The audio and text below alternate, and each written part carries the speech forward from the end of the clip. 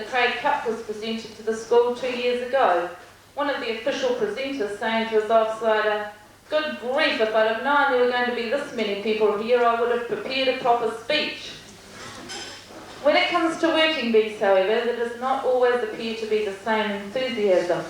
Nevertheless, the gardens do get weeded, the lawns do get mown, and the firewood does get chopped. It is perhaps fitting here to make mention of the role of the school committee in a changing world of education. Until now, the school committee has worked under directives from the Education Board, who in turn were answerable to the Ministry of Education. The reform of education administration, commonly known as tomorrow's schools, effectively makes each school an educational unit, which is managed by its own controlling board of directors. While there has been, and still is, a great deal of concern over the implementation of this program, there are aspects of it which we can feel quite positive about. Without going into specific details, this model proposes a systematic approach which experience has shown can be successfully adapted to provide the pathway to the future for teachers and pupils. I pay tribute to the members of the community who have been prepared to stand for school committees and parent-teacher associations in the past. I thank the members of the present school committee for their support and loyalty and wish future boards of control continued success. I cannot go further in this monologue without mentioning those delightful little individuals that are indeed the reason for the very existence of this school, the children. Every morning at 9 o'clock, those trusting little feet enter through gates of learning, expecting great things of this place called school. There is a marked difference between children attending school 100 years ago and those attending now. The modern child enjoys school and lives many new experiences. Our children are growing up in an age of modern technology.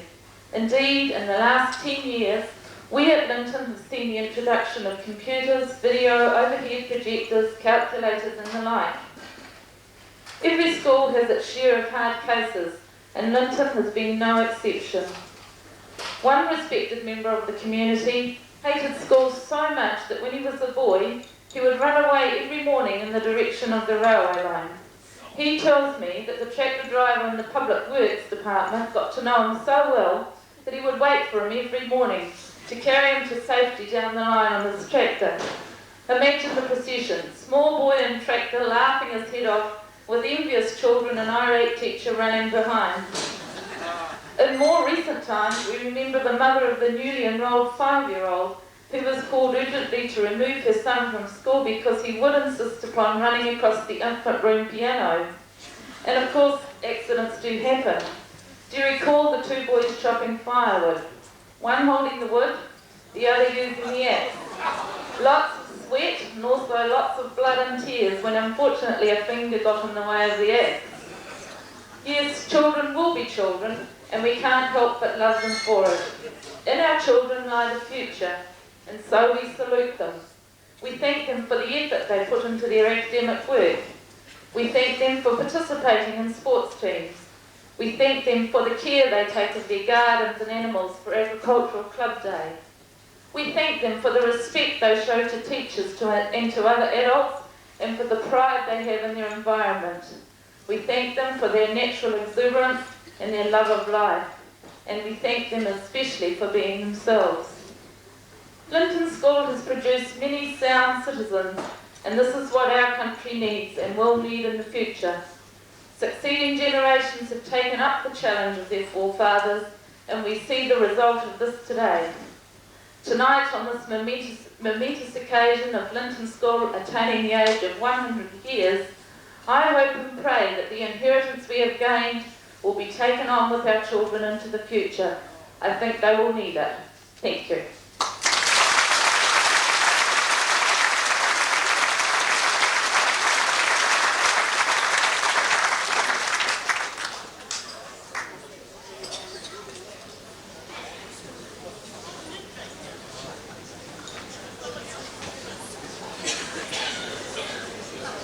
Certainly, thank you, Denise, for those words of wisdom. Bruce Berquist will deal with the post to absent friends. George Berquist, Bruce's father, was head driver for the county and lived in this region for many years. In the small house, 2 houses down from the school. Metal roads were in regular need of maintenance in that period, and the public works fellows were real personalities. I think apart from Mr. Berquist, we recall Mick Wilson and others. Bruce worked on the poultry farm next to the old Linton Hall in his earlier days, and Bruce, along with Mrs. Berquist, currently lives in Te Awamutu.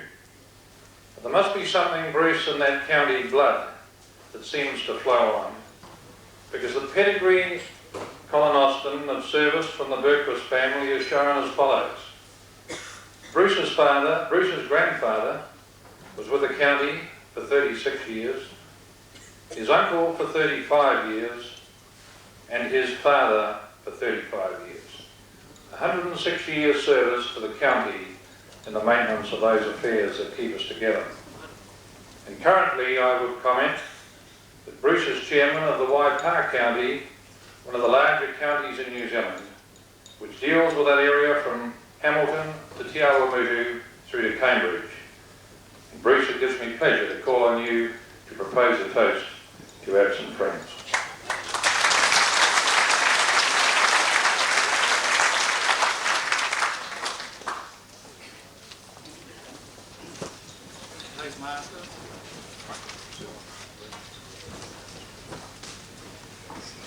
Thank you, John.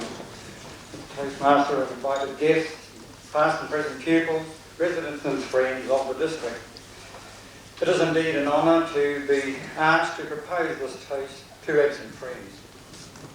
Tonight we have had the opportunity of toasting 100 years of progress of the Linton School and District.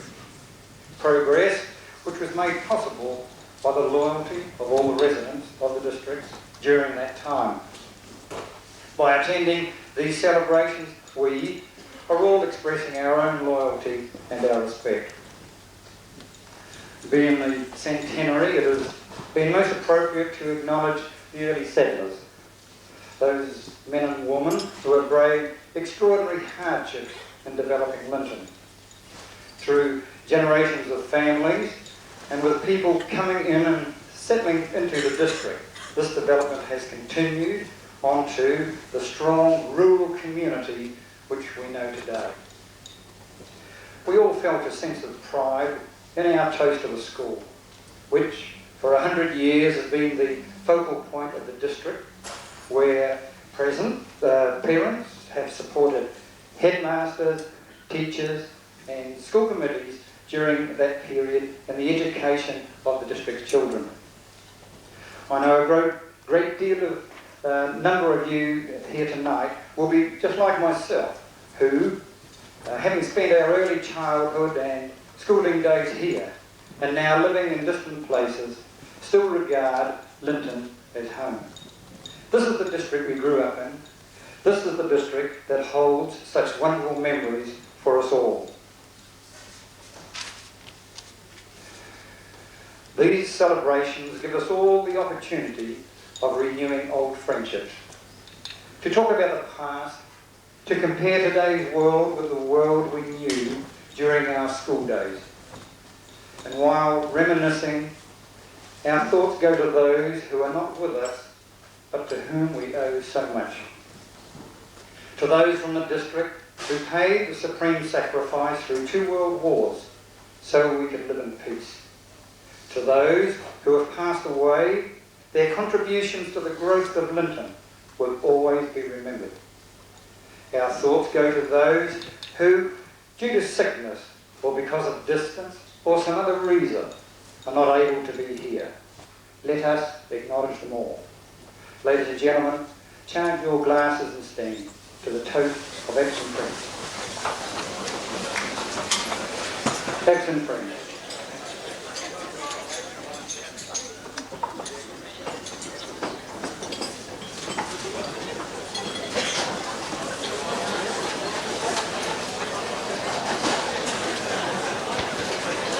Thank you, Thank you, Bruce. Like other toasts, that of course touches the memories and the minds of so many. Could I thank you, ladies and gentlemen, for the attention and the respect that you've shown those parties who proposed the toasts. And in drawing to a close, could I just simply say that we will seek some cooperation, Andrew, as the tables from the top area are shifted. Do you wish the people to take their glasses and goods and chattels, or are they going to move out and handle it from there? I think if the people move out, and the caterers will deal with it from that point. But I wish at this stage of the proceedings, ladies and gentlemen, if I could just have your attention for a moment. I do wish at this stage of the proceedings to reaffirm the points that have already been touched on and make reference to that very willing and faithful band who have given their time to make this occasion possible.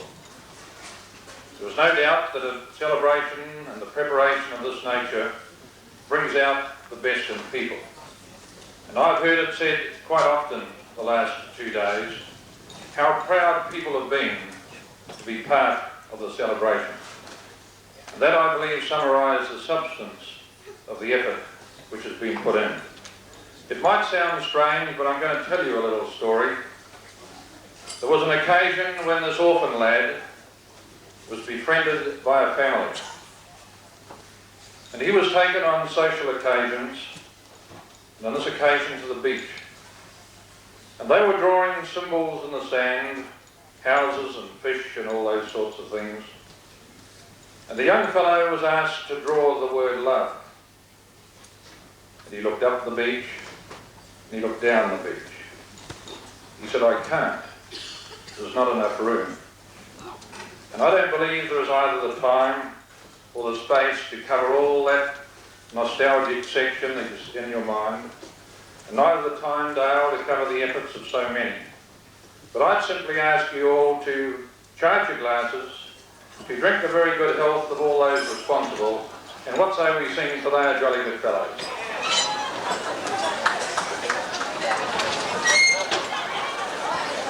Okay, the Centennial Group, they're very good health. Who's going to lead it off? What for they are jolly good fellows, for they are jolly good fellows, for they are jolly good fellows, and so say all of us, and so say all of us, and so say all of us, for they are jolly good fellows, for they are jolly good fellows, for they are jolly good fellows, and so say all of us.